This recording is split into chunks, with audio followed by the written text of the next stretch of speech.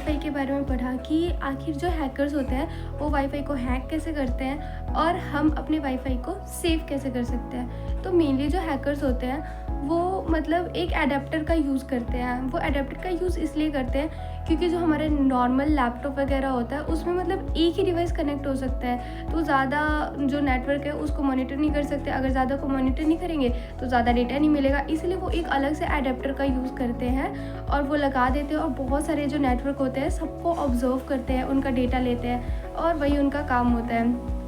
इसमें एक air crack NG है, ये एक डिवाइस है जिसका यूज़ किया जाता है मेनली। वैसे तो अगर देखा जाए तो इसके हर चीज़ के बुरे यूज़र्स भी होते हैं और अच्छे यूज़र्स भी होते हैं। जो साइबर सिक्योरिटी वाले होते हैं वो इन चीज़ों का यूज़ करके चेक करते हैं कि सिस्टम कितना एफिशिएंट है, और वही हैकर्स जो होते हैं वो हैक करके, और हैकर्स वो जो बुरे वाले हैकर्स होते हैं तो वही वो हैक कर लेते हैं और उसके बाद उसी का फ़ायदा उठाते हैं और लोगों को परेशान करते हैं।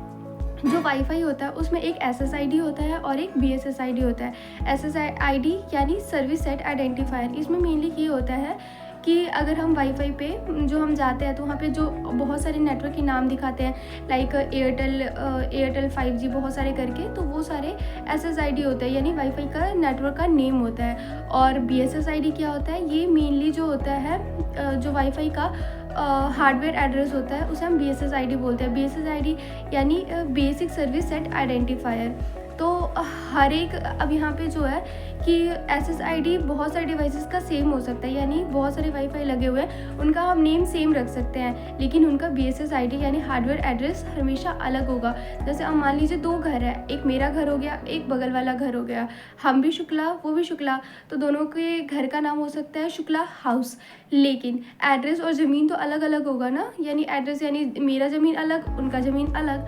तो ऐसे करके होता है कि SSID भले ही सेम हो लेकिन BSSID हमेशा अलग होती है।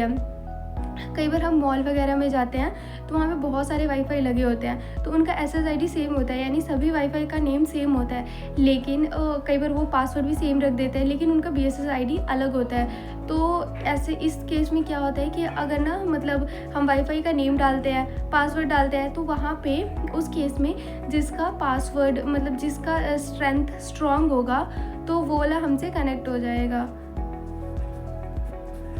हम मेनली क्या कर सकते हैं, जैसे अब हमारे गली मोहल्ले में कई बार वाईफ़ाई लगा होता है और हम नहीं चाहते हैं कि उसके बारे में किसी को पता चले। वैसे ये काफ़ी सेल्फिशनेस है, हमें ऐसा नहीं करना चाहिए, हालांकि हमें सबसे शेयर करना चाहिए, पर कई लोग होते हैं ना तो उनके लिए है, तो वो अपना SSID हाइड कर सकते हैं और कई बार सेफ्टी के लिए BSSID भी हाइड करते हैं। वैसे ये उतना सेफ्टी का तरीका नहीं है। सेफ्टी का तरीका है कि अपने सिस्टम को हमेशा अपडेट रखना, स्ट्रॉन्ग पासवर्ड रखना और WPA3 जो है उसको यूज़ करना, ये समझदारी वाला काम है और इसको हाइड करने से कोई फ़ायदा नहीं होता। पर फिर भी मान लो जो गली मोहल्ले हैं तो उसमें अगर आपने SSID हाइड कर दिया तो वो अगर वो वाईफ़ाई नेटवर्क में जाएंगे तो आपका जो वाईफ़ाई सिस्टम है वो उनको शो ही नहीं होगा। लेकिन अगर आपको कनेक्ट करना है तो आपको उस नेटवर्क का नेम याद करना होगा और उसका पासवर्ड, तो आप नेटवर्क में जाके SSID डाल दो और उसका पासवर्ड डाल दो तो आपका कनेक्ट हो जाएगा और उनका कनेक्ट नहीं होगा।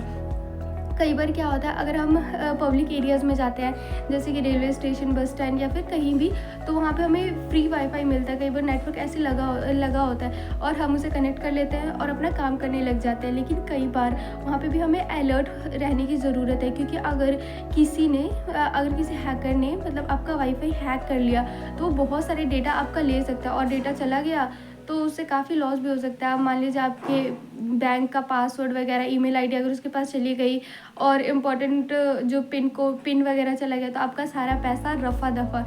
इसीलिए कभी भी अगर आप पब्लिक एरियाज़ में जाएं तो आप अवॉइड करें ऐसे जो जैसे बैंक का लॉगिन हो गया जो बहुत ज़्यादा सेंसिटिव है, ऐसे लॉगिन करना अगर आपने पब्लिक वाईफ़ाई से कनेक्ट किया हुआ है, क्योंकि वहाँ पे हैकर्स भी हो सकते हैं। ऐसे कई बार बहुत सारे हैकर्स मतलब ऐसे लोगों को ठगते हैं, तो इन सब चीज़ों से हमेशा अवेयर रहें।